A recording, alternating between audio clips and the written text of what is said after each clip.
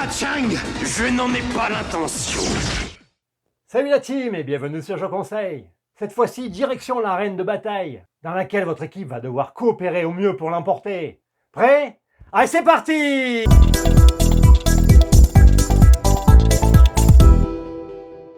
Et ce jeu, c'est Guards of Atlantis 2, réédité en 2025 chez Wolf Designa par financement participatif. Dans Guards of Atlantis 2, vous allez au sein d'une équipe contrôler un héros avec sa main de carte pour le déplacer sur le plateau, utiliser ses capacités spéciales et attaquer ses ennemis. Il s'agit d'un jeu style MOBA, c'est-à-dire arène de bataille multijoueur. Allez, on va voir tout ça ensemble. Et voici le plateau de jeu avec une mise en place pour 4 héros. Pour cette présentation, je vous propose un début de partie en mode rapide, c'est-à-dire 3 compteurs de vagues et 4 compteurs de vie pour chaque équipe. L'équipe bleue est constituée d'Arienne et de Brogan, avec leurs héros respectifs placés sur les espaces marqués dans la zone du trône. Et pour l'équipe rouge, ce sera Xagartha et Wasp, également placés dans un des 3 emplacements de leur zone de trône. J'ai lancé le pion de Tiebreaker, il est tombé sur la face rouge, nous en reparlerons plus tard. Chaque héros commence au niveau 1, on place donc l'indicateur niveau sous l'emplacement niveau 1, comme ceci. Les minions de chaque camp commencent sur la Battle Zone centrale, avec les minions de mêlée, comme indiqué sur les emplacements, un minion à distance et un minion lourd, et de même pour les minions rouges. On place les pièces qui représentent l'argent sur cet emplacement, elles serviront pour les montées de niveau des héros, et enfin on prépare les cartes, dites actions, 5 cartes de départ pour chaque héros, les autres cartes serviront pour la montée de niveau.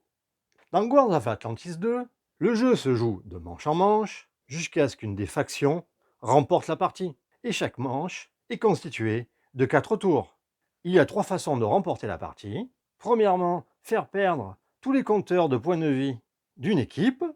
Chaque fois qu'un héros est vaincu, un certain nombre de points sont perdus. Ils sont indiqués sur la fiche de chaque personnage en fonction du niveau de celui-ci. Du niveau 1 au niveau 3, si un héros est vaincu, il fait perdre un compteur de vie. Du niveau 4 à 6, 2 compteurs. Du niveau 7 ou 8, 3 compteurs de vie. Si une équipe perd tous ses compteurs, elle a donc perdu la partie. La deuxième façon de gagner se situe au niveau des minions. À la fin de chaque manche, on va regarder les minions majoritaires dans la zone de bataille. S'il y a égalité, rien ne se passe, mais s'il y a une différence, l'équipe adverse doit éliminer un certain nombre de minions. La différence entre les deux équipes. Par exemple, 6 minions bleus à la fin de la manche, pour 4 restants côté rouge, il y a une différence de 2, donc 2 minions doivent être éliminés du côté rouge. Attention, on élimine toujours en dernier le minion lourd. À tout moment, dès qu'une zone de bataille ne contient plus de minions adverses, on pousse la ligne, c'est-à-dire qu'on retourne un compteur de vagues, comme ceci. La nouvelle zone de bataille se déplace en direction du trône adverse. Ensuite, on replace les minions, comme on peut le voir ici, 6 minions rouges pour 5 bleus, donc avantage aux rouges sur ce territoire. Si les minions bleus arrivent à nouveau à gagner et à pousser la ligne, c'est la victoire pour l'équipe bleue. La troisième façon de gagner, c'est d'être la dernière équipe à pousser la ligne. En effet, on peut imaginer que les bleus perdent dans la deuxième zone de bataille. On se retrouve donc sur la zone centrale avec un deuxième compteur de vagues retourné. C'est donc la prochaine équipe qui pousse la ligne qui l'emporte. Voilà pour les 3 conditions de victoire. Comme je l'ai dit, une manche se déroule en 4 tours. Chaque tour fonctionne de la même façon. Tout d'abord, les héros choisissent une carte de leur main et la placent face cachée devant eux. Regardons les cartes. Il existe des cartes de type skill, attaque, type basique ou attaque normale. Défense, qui peuvent être utilisées pour se protéger d'une attaque. Et enfin, skill spécifique, ici à distance, ranged. J'ai traduit les textes sur les cartes afin de simplifier la lecture du jeu, surtout pour les non-anglophones. Sur chaque carte, on retrouve différentes icônes et valeurs. Tout d'abord, l'initiative, c'est-à-dire que la valeur la plus haute jouée commencera le tour. Ensuite, un certain nombre de symboles selon la carte. Par exemple, pour la basique attaque, 2 en bouclier, 1 en mouvement et 4 en attaque. Les icônes sur les côtés représentent les actions secondaires, alors que l'icône située en bas représente l'action primaire. Elle sera toujours associée au texte. Il n'y a donc que 3 types d'actions: déplacement, attaque ou défense. Qu'il n'en est pas vraiment une, nous allons voir pourquoi. Il existe éventuellement une action primaire de type skill, qui n'a pas d'icône spécifique, mais un texte qu'il faudra appliquer. Ici, les héros commencent loin de la zone de bataille. Il faut donc d'abord réaliser un déplacement. Normalement, en jouant une carte déplacement, par exemple une carte avec un mouvement de 3, le héros se déplace de 3 cases. Bien sûr, il ne peut pas passer à travers les obstacles, situés en noir. Mais il existe une règle spéciale qui s'appelle Fast Travel. S'il n'y a pas d'ennemis dans la zone de départ, ce qui est le cas, et pas d'ennemis dans une zone adjacente, ce qui est le cas également, le héros peut immédiatement se déplacer où il le souhaite, dans sa zone de départ ou dans la zone adjacente, qui peut d'ailleurs être celle-ci ou celle-ci. Premier tour donc, Ariane va jouer cette carte face cachée. Brogan fait de même. Xegarta joue cette carte. Et enfin Wasp joue celle-ci. Les héros de chaque équipe peuvent bien sûr discuter stratégie, mais uniquement pendant cette phase, jusqu'à ce que les cartes soient révélées. Ensuite, il ne sera plus possible d'échanger sur la tactique à adopter. Quand les 4 héros ont fini de placer leurs cartes, on les révèle. Et on regarde la valeur d'initiative. C'est Xagarta avec 9 en initiative, suivi de Brogan à 6, Ariane à 4 et enfin Wasp à 3. Xagarta utilise l'action mouvement. À la place de se déplacer de 3 cases, elle fait donc un fast travel. Elle décide de se positionner ici. Sa carte est ensuite placée sur son plateau personnel sur le tour 1. On enchaîne avec Brogan à 6, qui lui aussi utilise ses mouvements pour faire un fast travel. Ce sera ici. Et on place la carte sur son plateau. Ensuite, Ariane, initiative 4, pareil, utilise ses mouvements pour faire un fast travel. Et elle vient sur cet emplacement. Et enfin Wasp, qui va donc faire un fast travel en venant ici. Le tour 1 terminé, on enchaîne sur le tour 2. Chaque héros place une carte face cachée. Alors bien sûr, normalement, les cartes actions sont gardées dans la main, mais bien sûr, pour plus de lisibilité, je les ai placées visibles sur la table. On révèle les cartes. 9 pour Ariane, c'est donc lui qui commence le tour 2. Il va faire un déplacement de 3 et se rapprocher des minions adverses. La carte est placée sur son plateau. Ensuite, c'est Wasp, avec 8 en initiative, qui décide de faire un mouvement avec son action secondaire. Ici, c'est Brogan à 7, qui utilise son action primaire attaque. Et on lit son texte. Avant l'attaque, déplacez-vous de 2 espaces en ligne droite vers un espace adjacent à une unité ennemie, puis ciblez cette unité. Il bouge de 2 espaces en ligne droite, comme ceci, avant l'attaque, et il cible cette unité. Sa valeur est de 6, mais les minions sont automatiquement vaincus, quelle que soit la valeur d'attaque. Quand un minion est éliminé, on le place en dehors du plateau, et le héros gagne 2 pièces. S'il arrive à vaincre le minion lourd, comme je l'ai dit en dernier, il gagne alors 4 pièces. Pour l'instant, 2 pièces pour Brogan. Et enfin, c'est Xagarta qui va faire son skill de base à distance. Cibler une unité ennemie à distance et non adjacente à vous. Donc, jusqu'à 3 de distance, déplacer la cible jusqu'à 3 espaces vers un espace adjacent à vous. À 3 cases, il y a ce minion, qui est bien sûr considéré comme une unité ennemie, qui peut donc être attiré par le chant de la sirène. Il se retrouve donc ici. Fin du tour 2, on prépare une carte pour le tour 3. On retourne ensuite les cartes. C'est donc Wasp avec 12 qui commence, qui décide d'utiliser son action primaire, attaque basique, qui cible une unité adjacente. Et après l'attaque, les unités ennemies dans son rayon de 3 autour de lui ne peuvent pas être échangées ou placées par des héros ennemis. Wasp attaque donc ce mignon, qui est éliminé, et il gagne 2 pièces.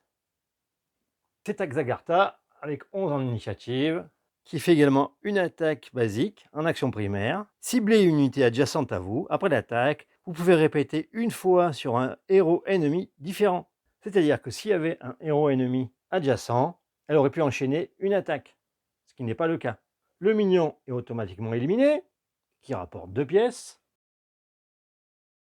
Et ensuite, il y a égalité entre Brogan et Ariane, 8 en initiative, s'il s'agissait d'une égalité d'initiative entre deux héros de camp adverse. On regardait le pion tiebreaker, qui est du côté rouge, c'est-à-dire que c'était le héros de l'équipe rouge qui jouait en premier, et ensuite, on retournait le pion du côté bleu.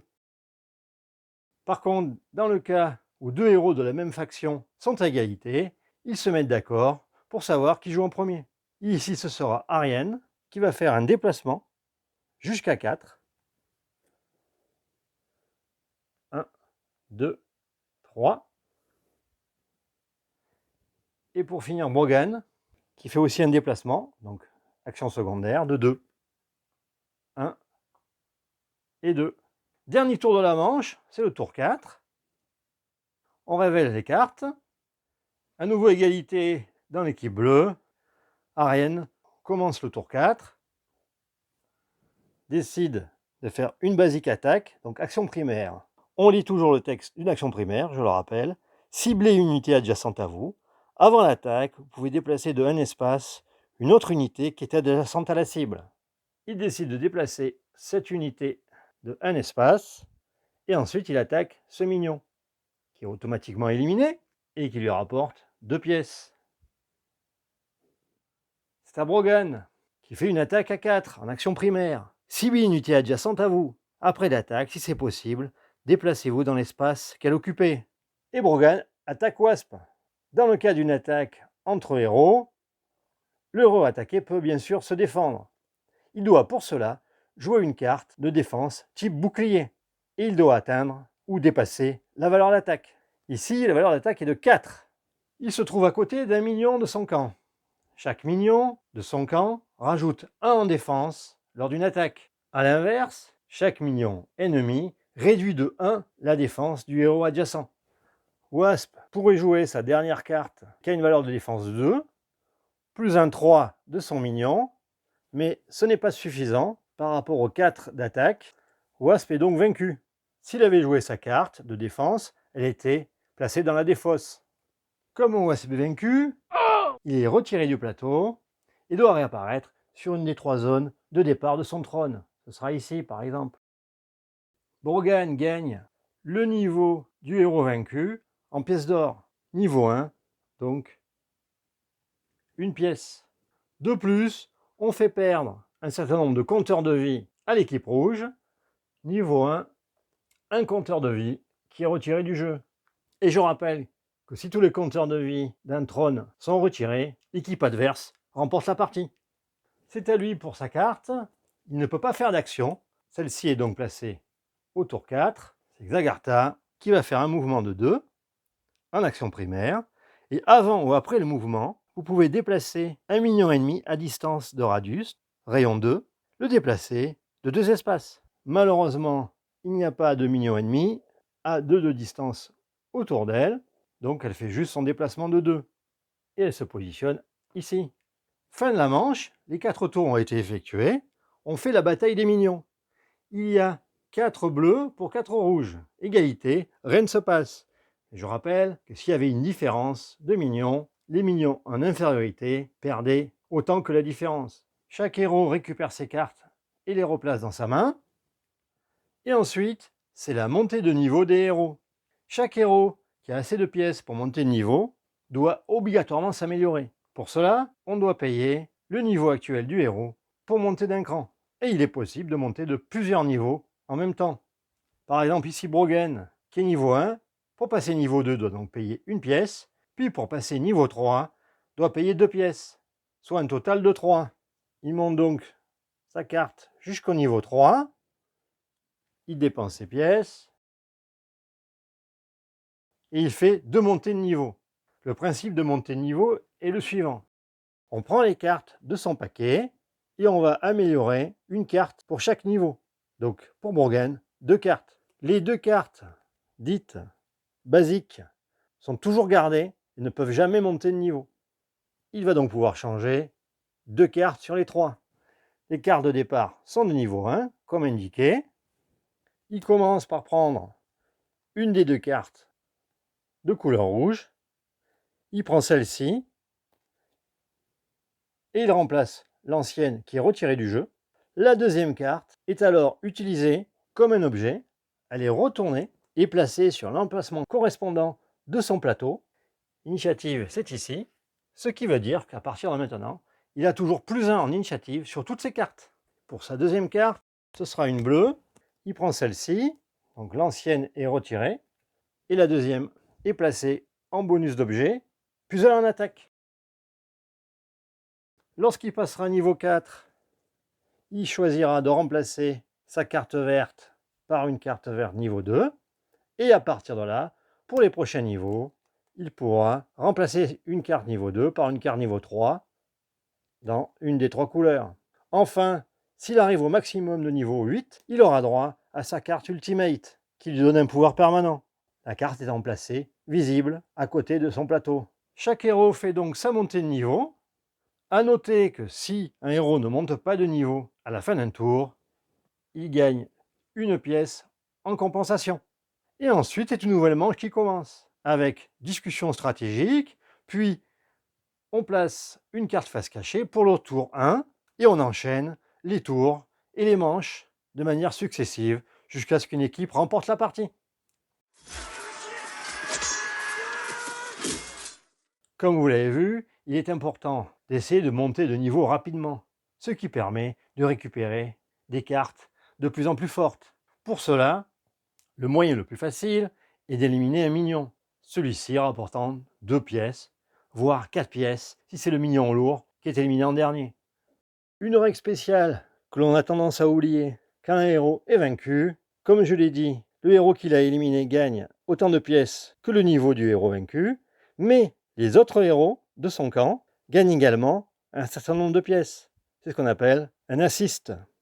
Il est important de garder toujours une carte en défense au cas où un héros ennemi vous attaquerait. En effet, être vaincu oblige à redémarrer dans sa zone de trône, qui est souvent éloignée de la zone de bataille.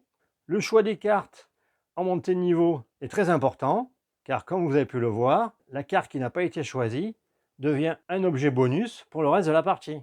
Entre chaque personnage, il peut y avoir beaucoup de synergie, d'où l'importance de communiquer avant le tour 1 de chaque manche. Et pour votre première partie, je vous conseille la configuration à 2 contre 2, voire 3 contre 3, si vous avez l'habitude de ce genre de jeu. Voilà, ce que j'apprécie dans Guards of Atlantis 2, c'est bien sûr le côté simulation d'un jeu de Battle Arena. J'apprécie également le côté asymétrique de chaque personnage, rendant l'expérience du jeu très différente selon les configurations. Les capacités et la spécialisation de chaque héros se prêtent parfaitement au jeu en équipe. Les héros peuvent enchaîner des combos et une bonne stratégie est indispensable pour l'emporter. Comme je l'ai dit, chaque personnage est unique, grâce à des capacités différentes, ce qui permet de facilement renouveler les parties. Sachez enfin qu'il existe plusieurs extensions, chacune comportant 5 nouveaux héros. En résumé, Guards of Atlantis 2 est un jeu de niveau intermédiaire pour 4 à 8 personnes et qui vous demandera 2 à 3 heures par partie. Et d'ailleurs, je vous recommande d'y jouer à 4 pour votre première partie. Allez, je vous laisse, j'ai un combat à finir. Et à bientôt sur Je Conseille.